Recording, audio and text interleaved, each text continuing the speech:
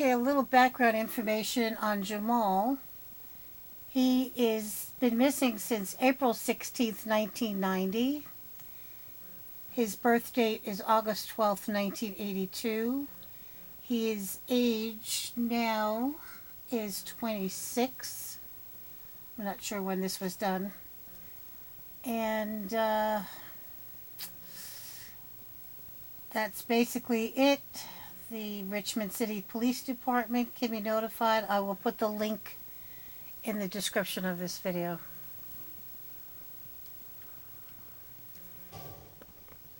Jamal Abdul Faruq was just 7 when he went missing, along with his older brother, 8-year-old Basile. The boy's body had been bound and stuffed in a plastic garbage bag.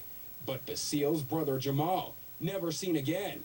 Is Jamal still alive? How do you go about reconstructing a case like this, Bill Galadner?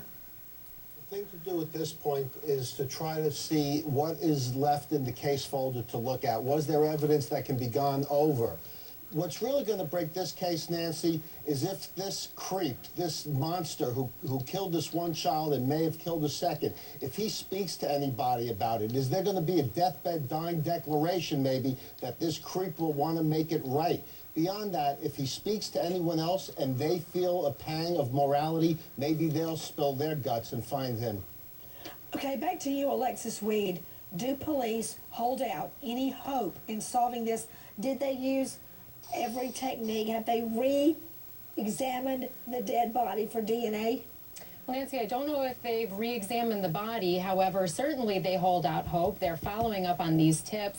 One of the problems they're having with these tips, though, is that they're coming in anonymously, these 2 tips in the George area. And so they haven't been able to track these calls to verify all of the information that was left in the call. Well, something that Eleanor said earlier, Peter Odom, that at the time they went missing, we were not as advanced in DNA. How difficult would it be to exhume the body of the dead child, ID the perp, and then find the perp and find the other boy? Difficult but possible to exhume the body. It takes a court order, but can be very fruitful, Nancy. We're solving lots of crimes with the advances in DNA technology, so that might be something law enforcement should be doing.